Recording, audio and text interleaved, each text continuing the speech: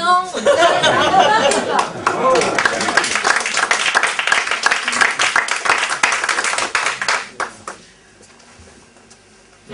L'enfant, les influences, l'enseignement de Thierno Bokar.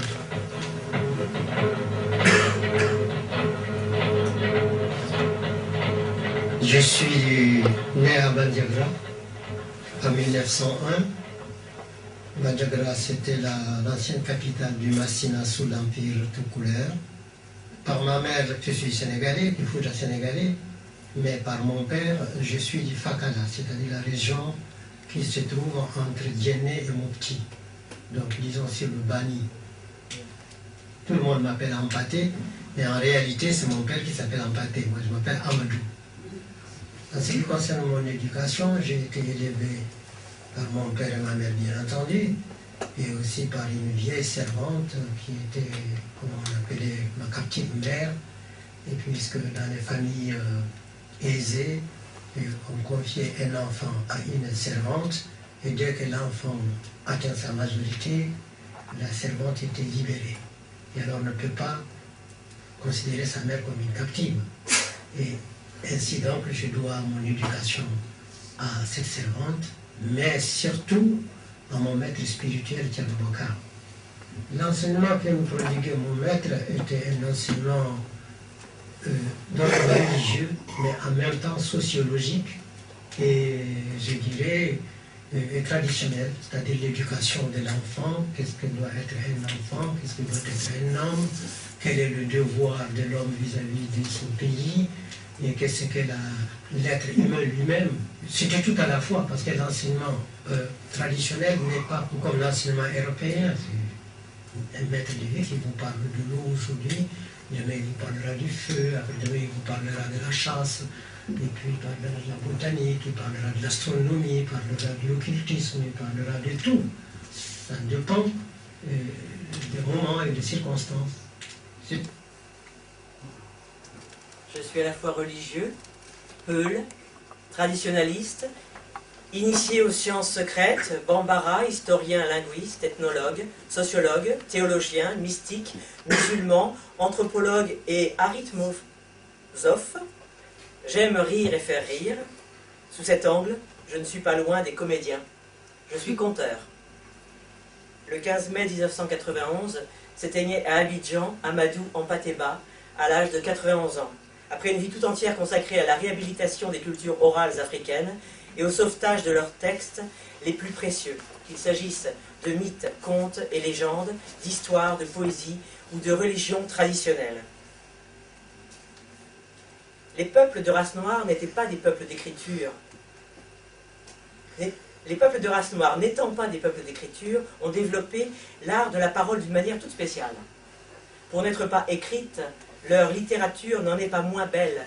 Combien de poèmes, d'épopées, de récits historiques et chevaleresques, de contes didactiques, de mythes et de légendes aux verbes admirables se sont ainsi transmis à travers les siècles, fidèlement portés par la mémoire prodigieuse des hommes de l'oralité, passionnément épris de beau langage et presque tous poètes. Lettre à la jeunesse, 1985. Né au début de l'année 1900, à Bandiagara, Amadou Ampateba, par sa naissance même, se situait au cœur des grands courants historiques. Par son père Ampaté, descendant d'une grande famille aristocratique peul, ayant joué un rôle important dans l'empire peul de Massina, il se rattachait à cet empire plus tard conquis par Ayaj Oumar. En revanche, par sa mère, Khadija, fille d'un maître d'initiation peul, qui jadis avait tout quitté pour devenir le compagnon d'Alija Oumar, il devait hériter des récits retraçant l'épopée d'Aïja Oumar. Lorsque le chef tout couleur, Tidiane Amadou Ali Thiam, condamné à l'exil par les autorités coloniales françaises, épousa en seconde noces sa mère, il passera avec eux plusieurs années à Boubouni. Il y recevra les initiations enfantines locales, ce qui lui permettra d'accéder à une nouvelle formation traditionnelle. Sans doute faut-il voir dans cette confluence de différents courants historiques traditionnels qui marqueront sa vie et auxquels s'ajoutera par la suite la dimension spirituelle islamique, l'origine de sa future vocation d'historien et de chercheur. Un éternel élève, toujours avide d'apprendre, disait-il de lui-même. Amadou Hampâté-Bâ apparaît aujourd'hui comme un des derniers représentants de ces grands hommes du savoir que l'Afrique saharienne a toujours produit. En effet, les régions du delta intérieur du Niger et de la boucle du Niger, qui dès le XVIe siècle étaient ces grands foyers intellectuels et religieux, ont vu naître au fil des siècles des hommes remarquables par leur science et leur grande piété, et dont l'intelligence extraordinaire et la mémoire prodigieuse en ont fait des hommes de grand savoir, de véritables perles uniques de leur temps. Mahmoud Bayayogo, Ahmed Baba, Ahmed El Beke Kunta, Altanououm Taïrou, Sékou Yerkou Taïti, Amadou Hampâté-Bâ sont de cela.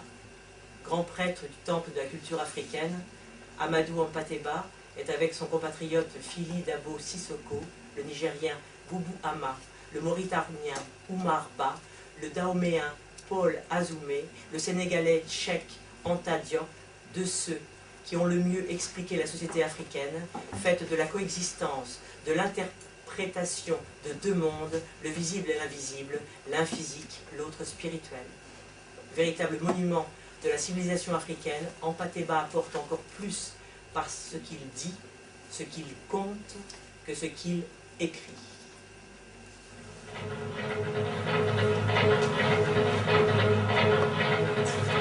Les influences de la tradition, les voyages et le milieu familial.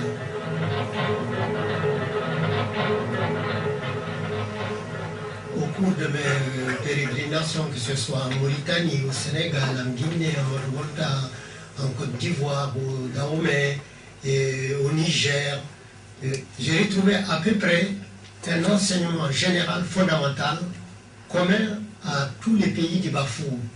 Et le Bafour, c'est ensemble l'Afrique occidentale. Alors je peux dire que l'enseignement, selon qu'on est dans le Sahara ou qu'on est dans la savane ou dans la forêt, ça varie, mais quand même il y a un fond commun. Et alors j'ai pu m'enrichir en écoutant les vieux de tous les pays et ajouter au fait que je suis né dans une famille de traditionalistes. J'ai perdu mon père naturel, je l'ai perdu quand je n'avais que 3 ans, mais ma mère s'étant remariée à un chef de province, et ce dernier m'a adopté. Et or, sa maison est on peut dire que c'est l'école pratique.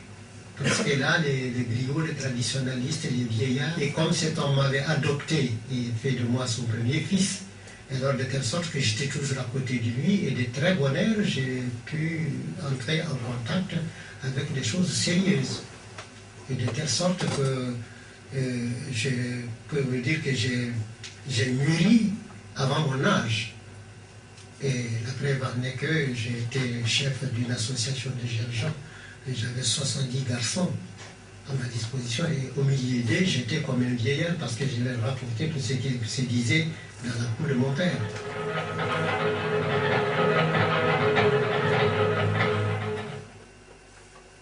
Et pour terminer, un extrait de Homme Koulel, l'enfant Peul. Pourquoi, mon petit, tiens-tu tellement à aller à l'école? Contrairement à tous les enfants de Bandiagara. Interprète. Dis au commandant que j'ai manqué 2 fois d'être chef, une fois en tant que fils de Hampâté et une fois en tant que fils de Tidjani. Or, ce dernier m'a dit que la chance ne se présente toujours 3 fois avant de se détourner définitivement. Le commandant me donne la 3e chance de devenir chef. Je ne voudrais pas la rater, comme j'ai raté les 2 premières. C'est pourquoi je vais aller à l'école. Et pourquoi veux-tu devenir chef? Que feras-tu après? Demande le commandant. D'abord, je vais apprendre la langue du commandant pour pouvoir parler directement avec lui sans passer par un interprète. Ensuite, je voudrais devenir chef pour pouvoir casser la figure à Koniba Kondala, cet ancien captif de mes ancêtres qui se permet, parce qu'il est envoyé par le commandant, de couvrir d'insultes toute ma famille. Dans la maison de mon père, Hampâté, j'ai 9 riambés qui pourraient, sans la peur qu'ils ont du commandant, faire avaler à Koniba Kondala et sa langue et sa luette. Koniba Kondala se prend pour le commandant lui-même. Il voulait nous envoyer, mon frère et moi, tous les deux, le même jour à l'école. C'est le Fama qui s'y est opposé. Il a donné son propre fils, Madani, à la place de mon frère. Et puis Koniba Kondala en veut à mon grand frère Beidari Hampâté parce que celui-ci ne le laisse plus prendre sans payer ses plus beaux morceaux de viande. Voilà pourquoi je veux devenir chef. Pour échapper aux insultes et aux tracasseries de Koniba Kondala. et pour pouvoir parler directement au commandant. Me tournant vers le vieux Dimaggio, je pointe mon doigt vers lui. Koniba Kandala, si jamais je deviens chef, la première chose que je ferai sera de te fouetter, méchant bonhomme. Tu paieras pour avoir insulté mon père et ma mère depuis la maison d'Alpha Maki jusqu'au pont. Et tout cela parce que tu me rends responsable de l'envoi de Madani à l'école des Toubabs. Ces Toubabs que tu appelles moustachus, buveurs de vin coupé, de lait de truie. Et qui, selon toi, vont faire de nous des mécréants promis de l'enfer. Le cœur enfin soulagé, je me tais. Au fur et à mesure que l'interprète traduit ce long discours, je vois monter la colère du commandant. À la fin, furieux comme un démon, il tape de la main un grand coup sur la table et se met à crier si fort que la peur me saisit, croyant avoir dit une grosse bêtise. Je cherche des yeux un endroit où me cacher, mais je retrouve vite mes esprits en voyant l'interprète, le visage courroucé, se tourner non vers moi, mais vers Koniba Kandala. « Malheur à toi, vieil imbécile, s'écrie-t-il. Le commandant va te faire payer cher ton attitude envers cet enfant de 12 ans, qui pour ton malheur n'a pas sa langue dans la poche.